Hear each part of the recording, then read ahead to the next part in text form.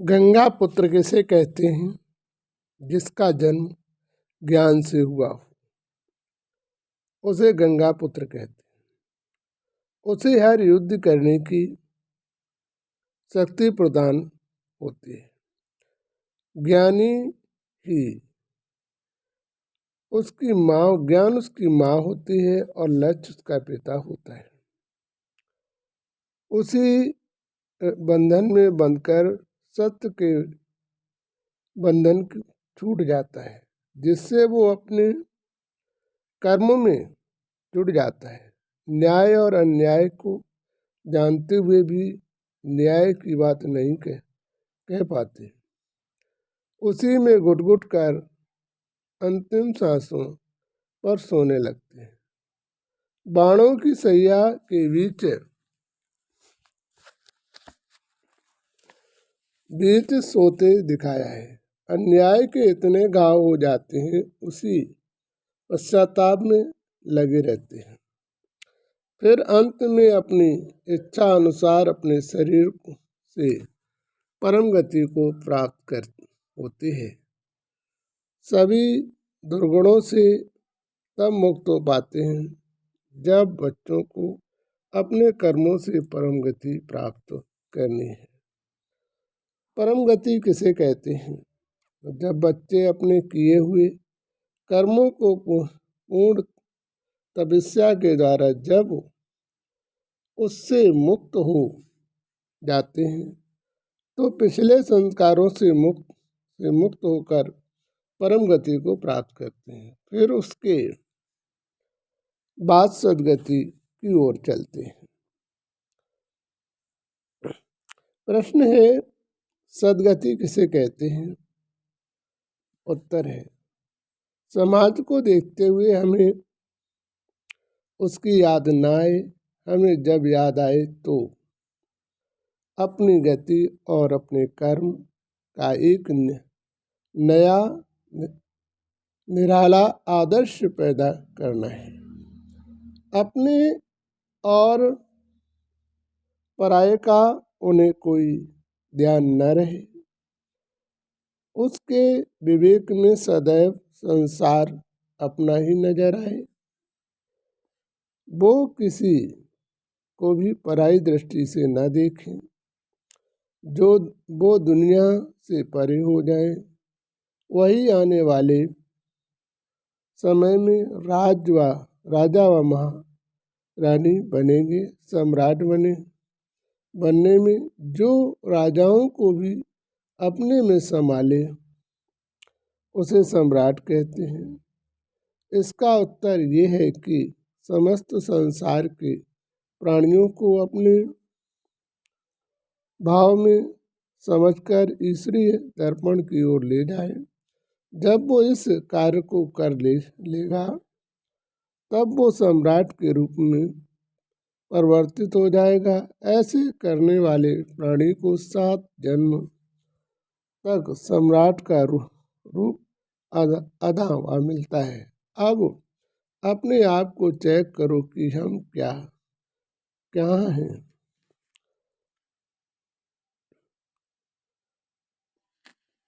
जय श्री परमात्मा।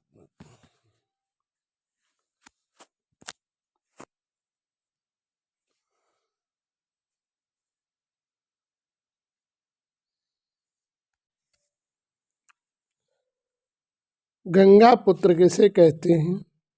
जिसका जन्म ज्ञान से हुआ हो उसे गंगा पुत्र कहते हैं। उसे हर युद्ध करने की शक्ति प्रदान होती है। ज्ञानी ही ज्ञान उसकी माँ होती है और लक्ष्य उसका पिता होता है। उसी बंधन में बंधकर सत्य के बंधन छूट जाता है, जिससे वो अपने कर्मों में जुड़ जाता है। न्याय और अन्याय को जानते हुए भी न्याय की बात नहीं कह पाते। उसी में घुट-घुट कर अंतिम सांसों पर सोने लगते हैं। बाणों की सैया के बीच बीच सोते दिखाया है।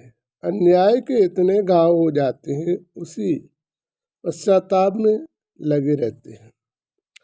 फिर अंत में अपनी इच्छा अनुसार अपने शरीर से परम गति को प्राप्त कर होते हैं।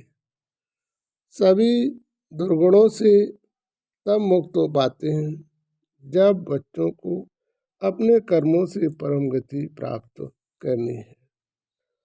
परम गति किसे कहते हैं? जब बच्चे अपने किए हुए कर्मों को पूर्ण तपस्या के द्वारा जब उससे मुक्त हो जाते हैं तो पिछले संस्कारों से मुक्त होकर परम गति को प्राप्त करते हैं। फिर उसके बाद सदगति की ओर चलते हैं। प्रश्न है, सदगति किसे कहते हैं? उत्तर है, समाज को देखते हुए हमें उसकी याद न आए, हमें जब याद आए तो अपनी गति और अपने कर्म का एक नया निराला आदर्श पैदा करना है। अपने और पराये का उन्हें कोई ध्यान न रहे, उसके विवेक में सदैव संसार अपना ही नजर आए, वो किसी को भी पराई दृष्टि से न देखें, जो वो दुनिया से परे हो जाए, वही आने वाले समय में राजा व महारानी बनेंगे। सम्राट बनने में जो राजाओं को भी अपने में संभाले उसे सम्राट कहते हैं। इसका उत्तर ये है कि समस्त संसार के प्राणियों को अपने भाव में समझकर ईश्वरीय दर्पण की ओर ले जाए। जब वो इस कार्य को कर लेगा तब वो सम्राट के रूप में परिवर्तित हो जाएगा। ऐसे करने वाले प्राणी को 7 जन्म तक सम्राट का रूप आधा हुआ मिलता है। अब अपने आप को चेक करो कि हम क्या हैं।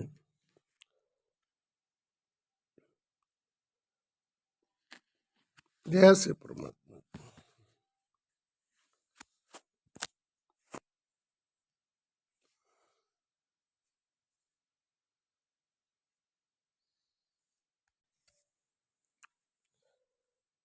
गंगा पुत्र किसे कहते हैं?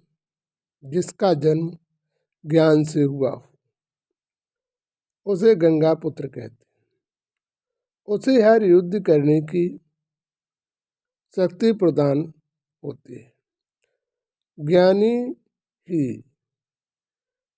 ज्ञान उसकी माँ होती है और लक्ष्य उसका पिता होता है। उसी बंधन में बंधकर सत्य के बंधन छूट जाता है, जिससे वो अपने कर्म में जुड़ जाता है। न्याय और अन्याय को जानते हुए भी न्याय की बात नहीं कह पाते, उसी में घुट कर अंतिम सांसों पर सोने लगते हैं। बाणों की सैया के बीच सोते दिखाया है। अन्याय के इतने घाव हो जाते हैं, उसी पश्चाताप में लगे रहते हैं। फिर अंत में अपनी इच्छा अनुसार अपने शरीर से परम गति को प्राप्त कर होते हैं। सभी दुर्गुणों से तब मुक्त हो पाते हैं जब बच्चों को अपने कर्मों से परम गति प्राप्त करनी है। परम गति किसे कहते हैं? जब बच्चे अपने किए हुए कर्मों को पूर्ण तपस्या के द्वारा जब उससे मुक्त हो जाते हैं तो पिछले संस्कारों से मुक्त होकर परम गति को प्राप्त करते हैं। फिर उसके बाद सदगति की ओर चलते हैं। प्रश्न है, सद्गति किसे कहते हैं? उत्तर है, समाज को देखते हुए हमें उसकी याद न आए, हमें जब याद आए तो अपनी गति और अपने कर्म का एक नया निराला आदर्श पैदा करना है। अपने और पराये का उन्हें कोई ध्यान न रहे, उसके विवेक में सदैव संसार अपना ही नजर आए, वो किसी को भी पराई दृष्टि से न देखें, जो वो दुनिया से